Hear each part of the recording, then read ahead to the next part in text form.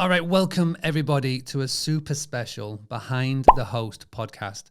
I've been so excited about this interview for many, many months, weeks, years even trying to make this happen, but we finally made it happen. So what we're going to do, I'm going to play the intro, we're going to go straight into it, and we're going to find out all about one of my favorite peoples on Instagram, Miss Kierra Castle, otherwise known as the coach for the host. This is a freestyle. I'm going off the dome. Ready for my close-up? Good looking. Let me tell you, get more bookings. Oh, that'd be nice. Giving me tips, tools, and advice. Yeah, you're gonna get them, hon. You're gonna sit back, listen to Mark Simpson. Whoa, having a blast. Gonna get it on the Bruce Lee podcast. Bruce Lee like Bruce Lee, cause it's so hard and the T is loose leaf. Making up those rhymes, don't write it, just do it loosely. If you want my respect, you'll better put direct. Here are the words in the podcast, that's what comes next.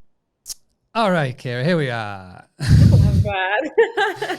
I never tell anybody that's coming, and it always throws people off because it is kind of funny. I love it. It's my so dope. freestyle rap. I wish I could say that I did it. Actually, at the event last week in Nashville, I had people coming up to me saying, wow, you're good at the rap. And I was like, that's not me. We may be British, but we're not the same person. I feel like it's not me. It's not me. Okay, so Kierra, thank you so much for joining us today. I'm really excited. We're going to dig in for the next 45 minutes to an hour and just find out more about you and about the amazing work that you're doing. I've got so many questions and I haven't really pre-warned you on any of them. So thank you so much for doing it. Absolutely. And thank you for being part of it. But before we start, I just want to give a little shout out to a Boostly member called Rose Tipka. Rose literally sent me a message on Instagram about an hour ago. And the message says this. So I've been following your tips on direct bookings, and she just got a $10,000 direct booking, which is insane. So I asked the question, how did this happen? So they booked off my website. They found me on a social media post. She's been posting every single day, and which is something that we talked about for a while. It's in the book. And yeah, somebody just found it, put a request in, and they've just completed the booking, which is fantastic. So I want to give her a shout out. So thank you very much for sharing that with. That's amazing, right? When you see little things like that come in and like it all makes it all worthwhile. And I know you've got many of these stories because I see your Instagram. I see you everywhere. It is amazing. So Kierra, for those who may not have come across your Instagram just yet, can you please just give a quick breakdown of who you are, where you are in the world, and why you started doing short-term rentals, please? Yeah. Okay. First off, I have to say thank you for even inviting me on. You are a huge deal everywhere. And we've been following each other for a long time. So just thank you so much for inviting me on here, and congrats, Rose. But so my name is Kierra. I'm known as the coach for the host on Instagram. I started hosting in like beginning of 2019. And what happened? I was working in corporate. No, I was about to graduate college, and I realized I didn't like accounting because I did a couple of internships. And I was like, yeah, this culture, this lifestyle is not for me. So I stumbled upon Airbnb, and I was like, okay, I can make my salary in a month, with one little bitty one bed, one bath unit. I might as well, get 3 or 4, and I'll be cruising. So that's exactly what I did. And now we're here. I'm here. We're here now. And now, I don't even know. If you told me I would have been here 3 years ago, I wouldn't have believed you. And now we are here. So we're definitely going to dig in. We're definitely going to dig into like the background and how you got here. But before we begin, can you just please explain to me the amazing people that are around this table in this picture? Oh my gosh. So we had an amazing time in Houston.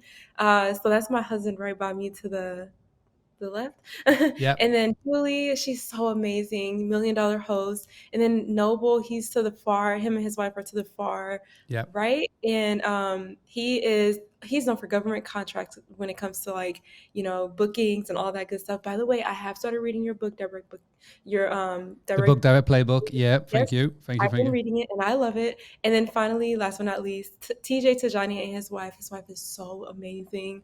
But we just had a good time, and now we're here. Now we're here. So that was an event that just happened in Houston. So I'm so amazed you got to meet up with Julie George. I've been spending my last week, seems like I've had my last 3 weeks with Julie. And obviously, for those who don't know who Jolie is, from Australia, grew and sold and scaled and sold her business now, traveling the world and meeting up in events. And it's crazy. I feel like we all discovered it of each other via Clubhouse. Yeah. That's where it all began, sort of beginning of 2020, 21.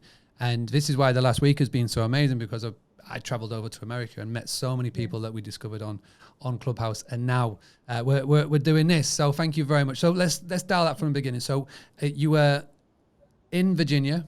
Mm-hmm. That's correct. So your partner, your husband is in the military. So he was based and you were doing bits. And how did you sort of then go from being in Virginia to, because you always talked about, and something I've listened to you on the podcast with Jesse and Rafa, you talked about how you've always been a born business owner, a born entrepreneur. You've always been used to selling things on the school bus, etc. But when was that moment that you sort of realized that you could take a business, take a property and start doing it on short-term rentals or on Airbnb? Like what was that sort of moment? Oh, that's a good question. Um, you know what's crazy? I feel like because of my story and the way I grew up, I didn't think I could, which is so weird because, well, I always had an entrepreneurial spirit, but at the same time, since I didn't grow up with much, the reason I chose accounting as my major is because I wanted something secure. So I didn't have to worry about where the next paycheck was coming from, where the next meal was coming from, if the lights would be cut off, things I dealt with as a child. So when did I realize? I probably realized it way after I started, like probably sometime last year or this year, although I'd already been hosting. And it's only because I was still stuck in that I need something secure and stable mindset.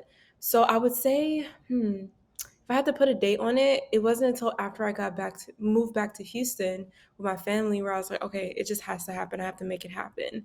So it wasn't even like soon after I started. It was like way after. Yeah. And so you got started, and you obviously got started with one property, obviously. That's how everybody gets started. What was Right. that experience like when you first sort of got the booking come in and you had your first set of guests? Like, do you remember that sort of moment? Because obviously now you've had many guests. Like, what was that first moment, the moment that you sort of get the booking, you know, they're on the day of arrival? Can you sort of remember that? Because it was kind of recent. Yes. So I remember that day like it was yesterday. We got our first booking and it was like a girl. I remember her face and I was like, Andre, maybe we should like meet them and tell them how to work the door, tell them how to do all this. So what we did is like we waited outside for them. I was so excited looking outside the window just waiting for them. And then when we saw them like walking over, we ran outside because it's an apartment building. We ran outside. I was like, "Hi, I'm Kierra. We're on, Kierra and Andre." And then we were like telling them everything, like, "Oh yeah, you're our first guest. We're so excited. Let us know if you need anything." And they were like a little shy, so I was Yeah. like, "Thank you," whatever. But they ended up walking in, and after that, it felt like I was giving off my kid to be married because it was like, "Hi, my baby," and that's how it felt. And then after that, it's kind of like, yeah, okay, it just became like an everyday thing, and you have different goals because the goal then was to get booked. But now that we know how to get booked, the goal is like, okay, let's figure out how to reinvest and like let's grow and grow and grow. Mm. Oh, I remember that day like it was yesterday. Everybody Oh, remembers their first guest. Everybody remembers their first guest. Doesn't matter where you are, how long you've been doing it. So over the years then, and I imagine that you've had many of guests and come and stay with you from all different areas. Is there one guest that stands out? Is there one guest, one memory, one story? Is there maybe one guest who maybe left something, whether you liked it or not? Maybe one guest that was just a crazy story. What's like that one guest that really stands out for you, if there is any? oh, there's a couple. I remember a couple of negative stories before I remember the positive. One negative is this one lady, she booked for like a week and a half, and she was supposed to stay in our unit for a week and a half. She got to Virginia, and turns out she just decided she didn't want to stay anymore. She hadn't even got to the property or anything, but she decided she wanted to stay on her boat instead. And I was like, "What? Your boat?" So it was big because I had just started, and I didn't know how to navigate it because I was like, okay, I'm worried about my 5-star reviews because I'm new, but I'm also worried about my money. But I also want to make sure you know. But then I was like, okay, Kira, you have a cancellation policy.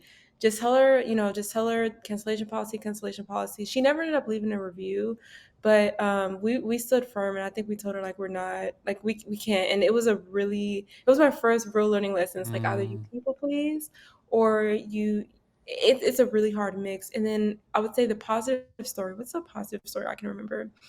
Oh, I met someone whose husband's a big producer on a lot of shows on HGTV. And she's like from the area of one of our Airbnbs, and I kept that connection because I'm like, girl, if you need any black women on your shows, let your husband know I'm here. So we've been in Nice. contact a little bit. So hopefully Those are, something but good those will are come like talking there. about bookings and talking about marketing. Sometimes those are some of the best connections to have. If I've got people coming in and out Mhm. of Houston or coming in and out of your town, we're gonna need accommodation. So it's a little message saying, hey, if you know anybody coming to town for any shoots, nice That is work. so true. Which Hmm. is where my mind instantly goes to, which is where always thinking with like the marketing hat on. Okay, Right, right. so moving fast forward, then you've got Hmm. your first property. When did number one property sort of then evolve into two or three? Like where are you currently at in the business? How many properties do you have? And what was like the sort of the kick point to go from, hey, we can do this? You chatted to your husband saying this actual viable business model. When was that sort of kick off to property number two? Ooh, okay. So I have another, like, a short story. I promise. It's a story Oh, though. keep going. So I know, right? So, my husband, well, when we were dating, he decided to go to the military. So our agreement was, while he was in the military, I would be in school. Then after I graduate, I would be working, kind of taking care of us how he did when he was in the military, and then he'd go to school so he could get his degree and move on. But when I realized I didn't want to do accounting anymore, I was like, oh crap, I have to figure something else out. So I tried a lot of different things, a lot. I kept trying to go back to accounting, but things just kept happening. And I feel like God and the universe, whatever you're gonna call it, they were like, yeah, just stop trying to do this accounting thing. So at one point I was like, okay, Kierra, like what can you do to make sure that you're set and you don't have to go back to accounting if you don't want to? And I was like, well, the Airbnb thing did work. So remember I started March, April 2019. We got back to Texas November, December 2020. That next month we started up again. But I think the real like point was when I realized that on that unit we had when we first moved back to Houston, we made in the first 11 days, because it was the end of February. So I think from like the 12th to the 28th or something, we made like $7,000 on a 2-bedroom townhome. And I was like, wait, what? So that's when I was like, okay, like let's scale up some more.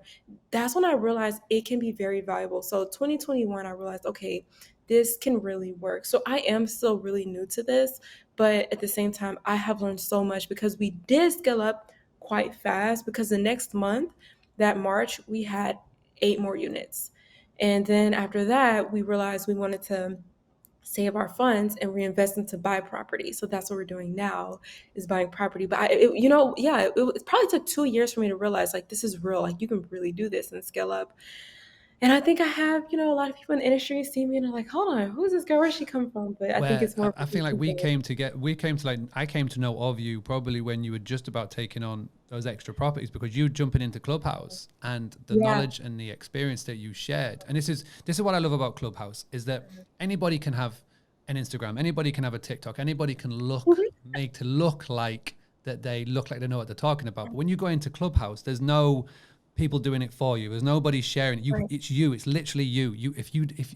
When you're up on stage, you've got like that 1 or 2 minutes to show that you know what you're talking about. And this is what Right. Clubhouse was really good for, to be able to separate those that just have nice, pretty Instagram pictures but really don't know what they're talking about, to those that really do know what they're talking about. And you were one that 100% stood out. That's why you got on my radar.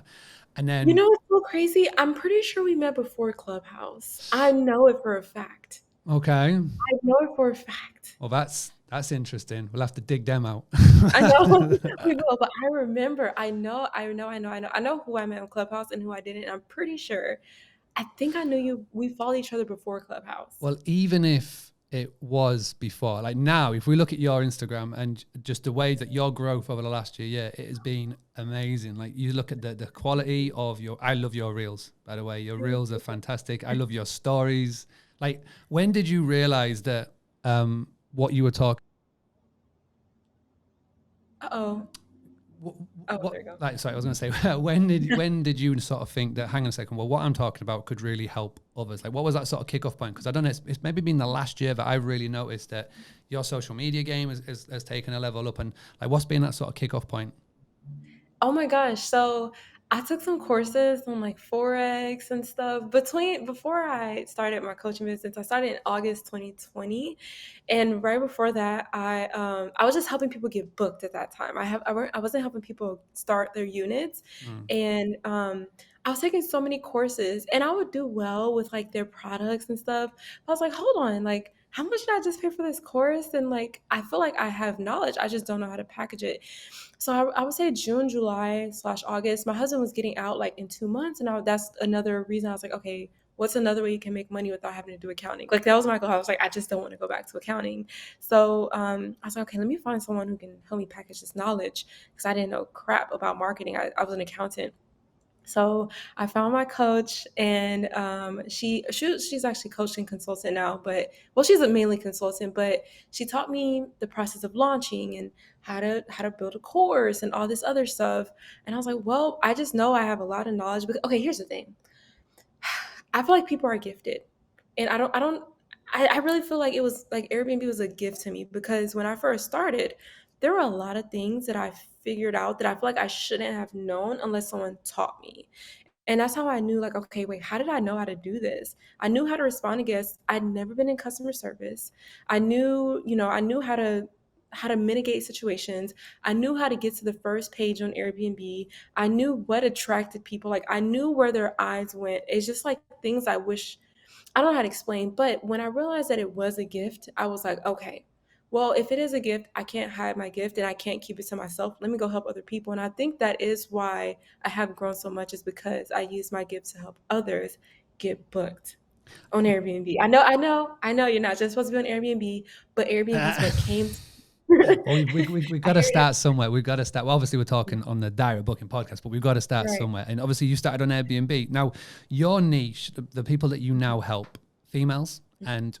mostly American, would you Yeah. say? Oh, yeah. So mostly American. I started off helping everyone, but I've always had a female audience. It wasn't until I got to YouTube that males started to discover me and be like, "Hey, do you also coach women?" I get that message like every day. Do you coach men too? Well, this is the thing that I've learned, and this is something that I really like about yourself, is that you got to bury yourself so far down in a niche that there's room for nobody else. And you don't have to be the best, you Ooh, just have to be the only. Those are two things that I've always stuck with me. And, if you try and appeal to everybody, then you'll appeal to nobody. But yeah. it's what I love That's about your course and your coaching and the way you document it so well on social media is that you really care. You really care. As in, like, you've just recently traveled back from, is it Florida, or so you were yeah. somewhere with one of your students helping them get started up. And Yeah. that is amazing to see. It must be a lot of work, must be, but obviously the payoff is there, which is massive. Yeah. So let's go try and give a little bit of advice. And so if there's a host, somebody's watching this, maybe they're just about to get started or just about to pull the trigger, you've coached a lot of people now, what's the one mistake that you see your students make, that one main mistake that you see most people make when they get started in this industry? What do you see that being? It's crazy. I feel like ours might be the same, but I want to hear yours too. So can I do it in a reverse? Yeah, so you want me to go first? All right, Yeah. absolutely. So mine, what I noticed time and time again is when I talked about niche and we talked about guest avatar, I feel like everybody is trying to have just anybody. Anybody's got money. Anybody who can pay, anybody wants to book with me, come book with me. And I feel like that's the core mistake that I see so many people make. And it's interesting now as we come into 2022, going into 2023, more and more hosts are having to be really dialed down on their niche. And it's not just one property, is like a brand of their businesses. And I take a fantastic example. It's Sergio at Jungle House. Let me bring up his website up on the screen because he's really dialed down on who his guest avatar is. All the properties are designed the same. All the property has got that Jungle House feel. So branding is on point. So it's just basically it's the house with the plants.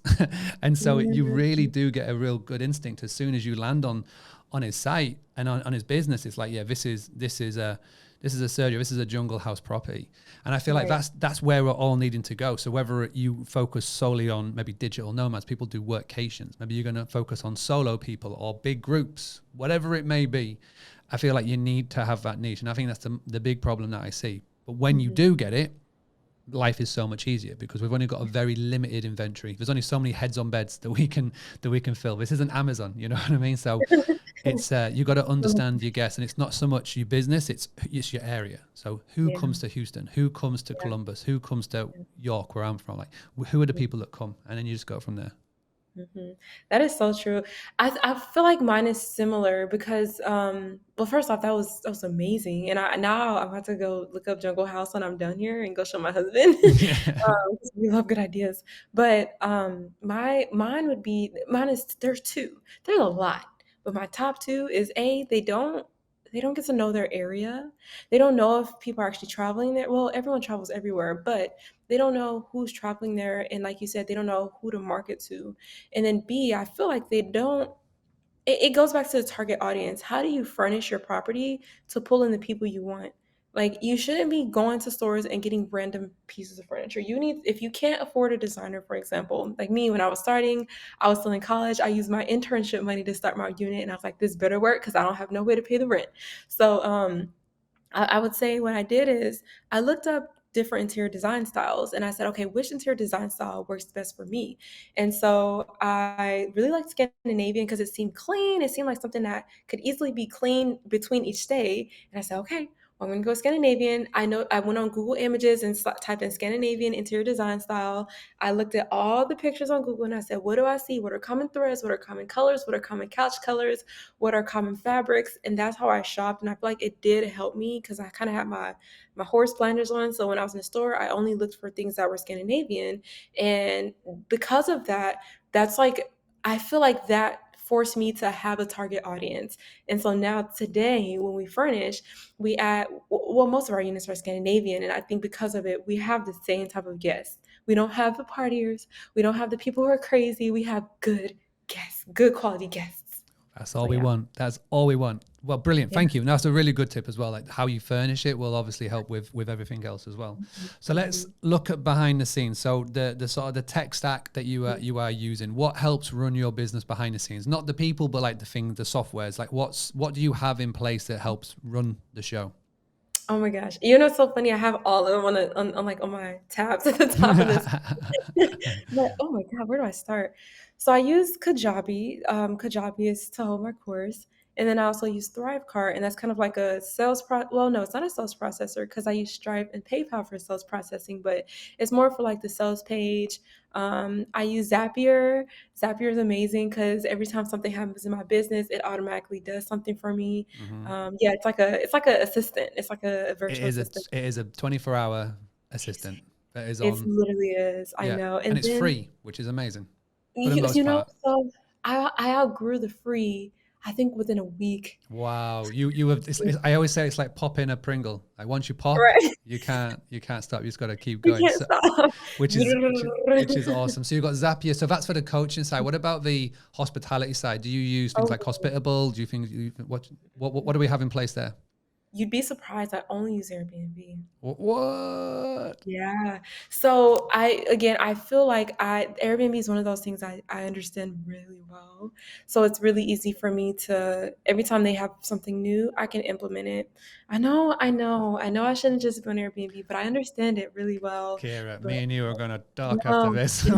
You are That's gonna- why I started reading your book. I was like, okay, Kira, you had to. So I'm on page like 40. So we're gonna slowly just like peel this back, peel yeah, this I layer this know. back. I'm gonna speak to you this time next year, and you're gonna be like, "Wow, Mark, I've got boom, boom, boom, boom, boom. I've I'm got doing all of these. this. Yeah, This we is have got I'm all of it going on." Now, yeah. so what would you say then would be your main social media channel? I'm gonna say I'm gonna say Instagram, but with a little sprinkling of YouTubers. Would you say that Instagram is your jam? Is that where you spend most of your time? So when it It's comes to where I like spend market, most of my yeah. time. Yeah, but it's so funny. Most of my traffic comes from Instagram and used to come from Clubhouse. So I had a popular interview that I did, podcast interview, and it blew up. It really did. And for till this day, most of my followers come from that interview. And I realized too, a lot of the interviews that I do, they're always like one of the top viewed videos on their channel or the top viewed video. So I told myself, okay, if someone asks you to do a podcast interview, don't be closed off because I know people charge for interviews. But I was like, why not? Why charge when it can be like it can really be something where you like people like my audience will discover you because I'll have to post this, but also your audience will discover me. So gotta Well, be I've just open to found out today that people charge for interviews. I didn't know that. I need to work that out. yeah. I Well, mean, I would say like the big people actually it's crazy because sometimes the person interviewing charges and sometimes the interviewee charges. That's great. Well, no one's going to get charged here, which is You're like, crazy. So, which was that interview that you spoke about? Who was the interview that you did that was the kickoff point? Who was the? yeah. Her name was Sarah from the She's Off Script podcast, and her podcast is for like women who Mhm. are just wanting to do something different with life, and I till this day I can't believe how big it's grown. And I was like, you know what? Let me try this YouTube thing because it was on YouTube that she posted it on. Mm. So I was like, let me just post a video. I'm not gonna take it seriously. I've done 4 other YouTube channels in the past, and they barely got any views. And let me try this. So my first video I did, I got like 6,000 subscribers and like over 260,000 views on it. And I was like, oh, okay, I like YouTube. I see why people go to YouTube because Instagram is a lot of work, but Yeah. YouTube I feel like it's work, but it's not Instagram work. Well, in Instagram is your 15 minutes. Your post will last for 15 minutes. With YouTube, it lasts forever because it's a search engine, and Yeah. people will find you at many different times. I've been very fortunate to be posting on one channel since 2016, and people still come to the Boostly channel through a video that I did 4 years ago, which is That's insane. insane. And it's just basically just a catalog of work. And that's all you're doing is you're Mhm. building it up. Instagram, Facebook, TikTok, they're all amazing. But with the algorithm, it's like here today, gone tomorrow. Yeah, But digital blueprints. yeah, exactly. So Mhm. amazing. All right. So talking about Instagram and YouTube, I'm going to bring up the page on here. So the coach for the host at Coach for the Host, please do go and follow. Like I say, you will not be disappointed. I remember putting a little shout out for yourself. I think it was a couple of months back, and the amount of people that came back to me saying, "Oh my gosh, I love the Instagram. I love Kierra. It's amazing. It makes me laugh. Like your filters, you've got the tattoo filter, which has become It's like my thing now. I know of that through you, but you Yeah. need to get that branded somewhere because that I is know. that is I love amazing. it. I love it. All right, so the YouTube, how do people? I assume people can find that via your Instagram, but if I were to go to find the YouTube, how do they find that? So I would just go to youtube.com/ I think C/ or no, actually youtube.com/ Kierra Castle Okay. YT. Yeah. Um, yeah, or you can just let me think what else. You could just like look up Kierra Castle and you'll see 2 channels from me. You'll see my vegan channel from when I was vegan, Oh, and that's then what I've you'll got just then. I just found the I know. vegan one. Yep. So I did that. I had a bunch of fun when I was vegan and on YouTube, but that didn't, again, I feel like that wasn't my gift. So that's why I didn't do well in it. I feel like, short-term rentals are And my now we're thing. doing this. We'll get it all linked up. We'll find all the links. And I do know that video because I remember seeing it. And I was like, wow, it's Yeah. crazy. It's got so many views on it, and it's something that you've literally just It's launched like as a well. 7-minute video. It's like not even that long. Yeah. Well, Okay. it Yeah. just shows the power. It goes to show the power of it. Yeah. All right, Kierra, thank you so much. And if anybody wants to reach out to you directly about maybe coaching or just asking questions, is Instagram the best place to start the journey?